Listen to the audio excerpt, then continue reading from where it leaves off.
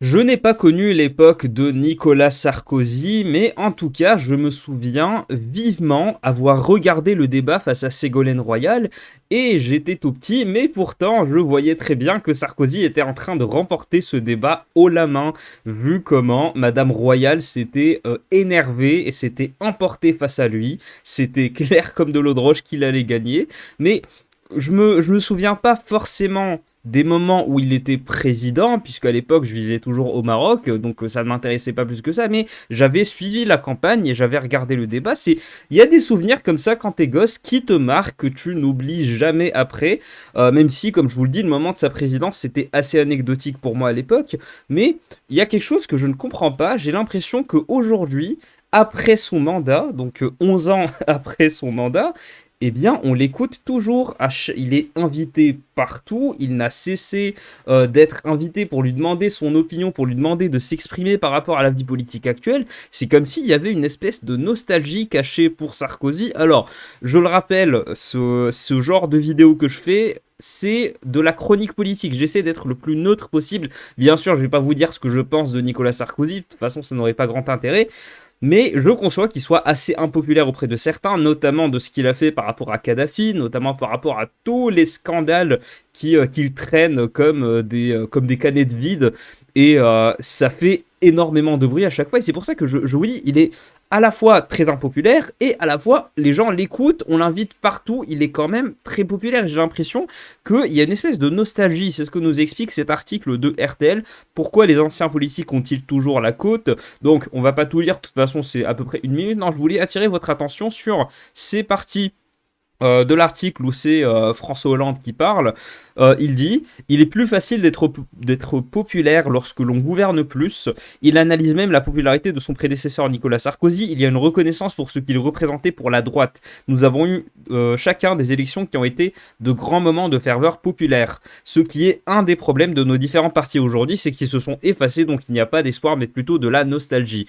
Ça peut s'expliquer comme ça. En effet, Macron, quoi qu'on pense de Macron, ça a été un peu un coup de génie, puisqu'il a fait passer le système politique français du bipartisme, où on commençait à avoir une certaine stabilité entre l'alternance entre le Parti Socialiste et ce qui est aujourd'hui le Républicain, ce qui était à l'époque l'UMP. On avait commencé à avoir cette espèce d'alternance, et là d'un coup débarque Macron, et on passe à un tout autre clivage, qui est celui des souverainistes, nationalistes, populistes, on appelle ça comme tu veux, contre les internationalistes, les globalistes qui sont plus représentés par Macron. Donc c'était assez fort, et en effet il peut y avoir une espèce de nostalgie, puisqu'aujourd'hui les clivages sont beaucoup moins clairs. Non seulement les clivages sont moins clairs, mais en plus, ça fait que les gens ont beaucoup plus de difficultés à choisir leur chapelle politique, puisque cette alternance droite-gauche, même si je pense que le clivage existe toujours, ce n'est pas le clivage qui a le plus de poids aujourd'hui en politique. En tout cas, ce n'est pas le clivage qui détermine la décision des gens dans les urnes, surtout pas en France, et surtout que en France, la France, ça reste quand même un pays très clivé politiquement, où on a tendance à s'emporter très rapidement, comme si chaque citoyen était membre du Parlement anglais. Donc cet article, on va pas s'y intéresser plus que ça. Je pense que cette espèce de nostalgie, bien évidemment, ça doit jouer. Sauf qu'il y a surtout un truc que j'ai envie que vous gardiez en tête, c'est que le cerveau a tout le temps des biais, et je pense que par rapport aux politiciens, le cerveau a un biais de positivité, c'est-à-dire qu'il va plus se rappeler du positif que du négatif. Vous vous rappelez de Jacques Chirac? Aujourd'hui, il y a des gens qui sont très très très nostalgiques de Jacques Chirac. Il y en a même qui pensaient que c'était un grand président, alors que à l'époque, surtout à la fin de son mandat, il était assez impopulaire, hein. Et Chirac, il a cette image d'un mec proche du peuple, même si Chirac est un bourgeois. Euh, il a un peu cette image proche du peuple, on le voyait tout le temps avec sa bière, on le voyait tout le temps, il parlait de manière assez accessible comparé à d'autres présidents qu'on aurait pu avoir, comme par exemple Valéry Giscard d'Estaing ou Georges Pompidou. Il parlait vraiment de manière assez instantanée, sauf que ça reste de la communication politique, et la communication politique, bah, c'est ce qui reste, hein, finalement, et je pense qu'avec... donc, je finis là-dessus, c'est ce qui reste, et ce qui fait que on voit la communication politique aujourd'hui, on la voit avec un manque cruel de recul.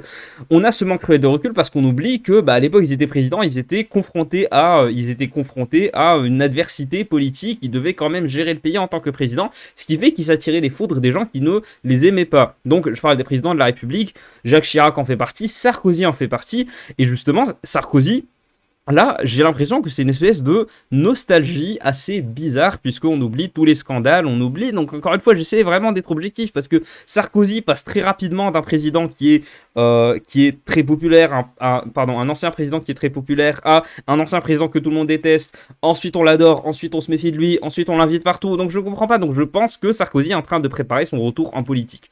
Je pense que Sarkozy, donc il n'est pas très vieux, même si il a des cheveux blancs, il n'est pas très vieux, je pense il peut parfaitement endosser la carrière de président, et ce qui ferait un bon président, je ne sais pas, ça reste affaire de spéculation. Je pense qu'il est en train de préparer son retour, puisque plus le temps passe et plus Macron écarte les politiciens compétents pour garder uniquement les sous-fifres autour de lui, ou alors les gens qui l'envoient au casse-pipe, à l'instar de Darmanin, ce qui fait que sur la scène politique aujourd'hui, eh bien, il n'y a plus de politiciens compétents. En tout cas, dites-moi si vous pensez la même chose, mais il n'y a plus de politiciens qu'on imagine endosser le rôle de chef d'État. Ça me fait beaucoup de mal de le dire, puisque c'est un personnage que je n'aime pas particulièrement, mais François Fillon était un des derniers qui n'avait jamais été président, mais on sentait qu'il pouvait avoir cette attitude, il pouvait endosser ce rôle-là. Après, François Fillon aurait fait un médiocre président, voire un très mauvais président. Je m'arrête là-dessus, je m'arrête sur ces spéculations. On va revenir à Nicolas Sarkozy avec cet article. Donc, il fait beaucoup de bruit avec son nouveau bouquin, Le temps des combats, qui raconte la fin de son mandat de 2009 à 2011. Parution prévue la semaine prochaine, le 22 août. Est-ce que j'attendrai pas le 22 août pour sortir cette vidéo? Ça serait très intéressant, puisque ça m'apporterait plus de vues, et j'adore les vues, parce que vues égale thune, j'adore l'argent, vraiment, vous avez pas idée. Je rigole, bien évidemment. Donc, on verra ce que je déciderai de faire, mais en tout cas, on a cet article de Nicolas Sarkozy. Donc, pour terminer, par rapport à la nostalgie, je trouve ça assez fascinant en réalité, puisque Nicolas Sarkozy, on a beau dire ce qu'on veut sur lui, c'est quelqu'un qui a su rester crédible. Il a quand même gardé cette image. Je ne trouve pas d'autre expression pour le dire. Il a réussi à garder une image de sarkozyste, c'est-à-dire de lui-même, de cette image d'un homme d'État fort, qui est vraiment à cheval sur ses convictions. Je crois que je suis en train de perdre ma voix, on va sûrement écourter la vidéo. Sarkozy a réussi à garder cette image d'homme résolument de droite, qui garde ses convictions à tout prix, et qui incarne une espèce, je vais pas dire un homme providentiel, mais qui incarne un président de la République qui sait qu'il ne va pas être aimé par tout le monde. Je pense que c'est comme ça qu'on peut le qualifier. Encore une fois, je ne détaille pas mes opinions sur Sarkozy, mais il y a certains passages que je voulais vous lire de cet article qui parle de son prochain bouquin qui va sortir. Alors, petite parenthèse obligatoire, Nicolas Sarkozy s'est exprimé sur l'Ukraine, et Sarkozy n'a jamais caché le fait qu'il appréciait particulièrement le président russe Vladimir Poutine, et ce qui fait qu'on l'a fait passer pour pro-russe, alors que oui, il a dit qu'en gros il avait une sympathie pour Poutine, mais tout ce qu'il a dit... Alors on va lire ce passage, ça va être beaucoup plus intéressant pour étayer mon propos. Sur l'Ukraine, d'abord, Nicolas Sarkozy qualifie de fallacieuses des promesses d'adhésion à l'Union européenne faites au président Zelensky. Il rappelle avoir eu des dizaines de conversations avec le président russe Vladimir Poutine lorsqu'il était à l'Elysée. On me dit, qu'il n'est plus celui que j'ai connu, je n'en suis pas convaincu, relève-t-il, défendant la diplomatie, la discussion, l'échange pour trouver une solution acceptable à ce conflit, et insiste sur un nécessaire compromis sans quoi cette poudrière pourrait avoir des conséquences redoutables. Alors, je vais aller plus loin parce que j'avais lu certains articles, et en gros, Sarkozy défendait l'idée selon laquelle il fallait plus tenter la médiation plutôt que d'essayer d'envoyer des armes, et ce qui aura pour conséquence non seulement de prolonger le conflit, mais surtout de propulser la France, plutôt de l'écarter dans le camp atlantiste, alors que la France n'a jamais eu vocation à être un pays qui soit rangé dans un camp comme dans l'autre. La France a été plus une puissance de pivot plutôt qu'une puissance de ralliement. Donc, il a dit qu'il voulait, et ça c'était un instant assez bizarre sur LCI, mais en gros, en son absence, on évoquait certains des passages de son bouquin où il disait qu'il pensait que la situation en Ukraine ne pourrait se résoudre que par un référendum d'autodétermination géré par la communauté internationale. Il a dit qu'il ne voyait pas d'autre issue à ce conflit, et bizarrement, ça me fait un peu bizarre de dire ça, même si j'essaie de garder un minimum d'objectivité, mais pour vous expliquer ma pensée, c'est que je suis assez d'accord. En fait, s'il y avait des référendums dans ces endroits-là, ça permettrait d'éviter un sacré paquet de conneries, puisque ça pourrait mettre un terme au combat. Bref, peut-être que je suis un peu idéaliste, mais moi, dans ce conflit, tout ce qui m'emmerde, c'est le fait que des gens crèvent, et qu'on est en train de continuer la boucherie, on est en train de prolonger la boucherie, alors qu'en réalité, ce conflit a été provoqué par le camp atlantiste, donc les États-Unis, l'Allemagne, l'Union européenne en général, et la France, alors que la France n'aurait jamais dû participer à ce point au fait d'envenimer le conflit, et ce depuis 2014, hein. Mais bref, vous connaissez mes considérations sur le conflit en Ukraine, ce n'est pas le but de cette vidéo, mais pour vous expliquer que je trouve au contraire la posture de Sarkozy déjà digne d'un président, mais surtout je la trouve assez, pour sortir de l'objectif, sortir pardon du subjectif et continuer dans cette espèce de chronique, je la trouve assez digne d'un chef d'État en fait, c'est surtout d'un chef d'État français. Je trouve cette posture assez raisonnable dans le sens où ce n'est pas une posture de pro-russe et ce n'est pas non plus une posture de va-t-en-guerre. Ma voix commence vraiment à faillir.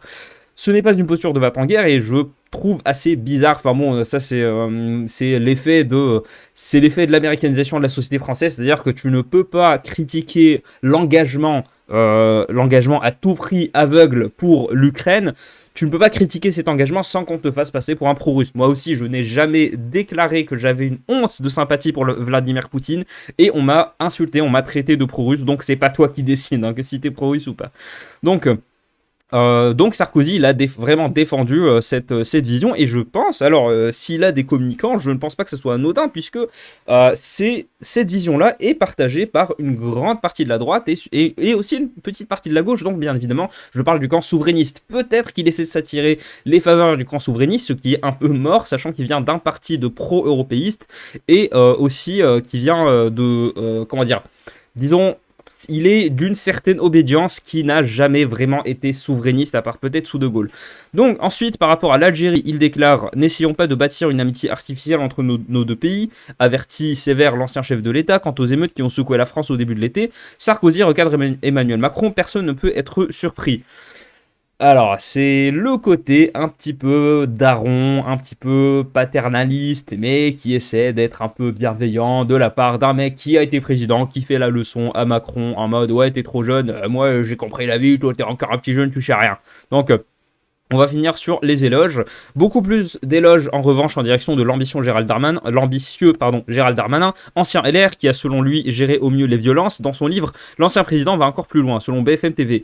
Il est l'un des quadragénaires les plus prometteurs, écrit-il avant de se demander si le ministre de l'Intérieur saura franchir l'étape ultime, celle qui mène à la présidence de la République. Je lui souhaite, répond-il, car il a des qualités évidentes, un soutien appuyé et un nouvel affront pour son ancienne famille politique. Alors, c'est complètement normal, puisqu'il y a l'un d'entre vous qui me l'a fait remarquer, et c'est vrai, Nicolas Sarkozy a été président de l'Intérieur avant d'être président de la République, ce qui est assez surprenant parce que quand tu es ministre de l'Intérieur, c'est un poste assez ingrat qui fait que tu deviens très impopulaire. Sauf que là, Sarkozy était ministre de l'Intérieur pendant les émeutes de 2005, si je me trompe pas, corrigez-moi si je me trompe.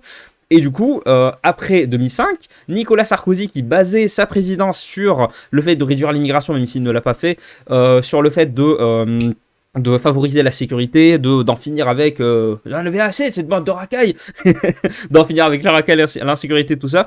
Voilà, donc ça ne pouvait que marcher, donc forcément il a gagné, il a axé sa candidature sur ça, mais bon, au niveau, c'est pour ça que je vous disais que on s'en souvient de manière nostalgique, alors qu'en réalité Sarkozy était très très impopulaire, surtout les 2 dernières années de son mandat, hein. Les 2-3 dernières années de son mandat, Sarkozy était moins populaire que Macron à la fin de son dernier mandat, donc entre 2017 et 2022, c'est assez parlant. Donc voilà, il y a cette espèce de nostalgie, cette espèce peut-être de nostalgie d'un temps où en politique française déjà on était beaucoup moins radicalisé, il y avait un clivage beaucoup plus facile à comprendre. Voilà, t'es de gauche, tu votes pour Hollande, t'es de droite, tu votes pour Sarkozy. Voilà, c'était beaucoup plus simple. Aujourd'hui, si t'es de droite ou de gauche, au final ça veut plus dire grand-chose, puisque si t'es de gauche, tu risques de voter pour Macron, mais tu peux aussi, si d'une certaine gauche, tu peux être mené à voter pour Le Pen pour ne pas voter pour Macron. Et si t'es de droite, tu peux quand même voter Macron et pas voter Le Pen, parce que tu considères que Le Pen est une souverainiste populiste qui va nuire aux intérêts de la France. Voilà, c'est super bizarre. Et aussi, bah, le fait qu'on ait, qu'importe ce qu'on en pense, hein, le fait qu'on ait le RN aujourd'hui comme techniquement le premier parti d'opposition de France, bah, peut-être qu'il y a des gens qui se disent que bah, voilà, on s'est trop radicalisé puisque l'ombre du RN continue à le suivre malgré la dédiabolisation, malgré le fait qu'ils aient évincé Jean-Marie Le Pen. Voilà, le RN continue à avoir cette image-là, cette image d'un parti qui est très radical, qui a certaines idées qui sont considérées comme inadmissibles pour encore beaucoup de Français. Donc, peut-être que c'est la nostalgie pour un temps qui était plus simple, c'était beaucoup plus facile, du temps où tu votais de gauche, tu votais Hollande, tu étais de droite, tu votais pour Sarkozy, c'était plus simple que ça. T'avais des espèces de partis satellites qui traînaient autour des deux partis de gouvernement principaux. Là, les choses sont beaucoup moins faciles à comprendre. Donc, voilà. C'est tout par rapport à Sarkozy. Encore une fois, si vous détestez Sarkozy, vous considérez qu'il a fait beaucoup de mal, par exemple, avec ce qu'il a fait à Kadhafi, avec les libéralisations, le fait qu'il ait fait entrer, qu'il ait fait valider le traité de Lisbonne en contournant le refus des Français au référendum de 2005, qui était le dernier référendum en date où les Français se sont prononcés en majorité contre l'Union européenne.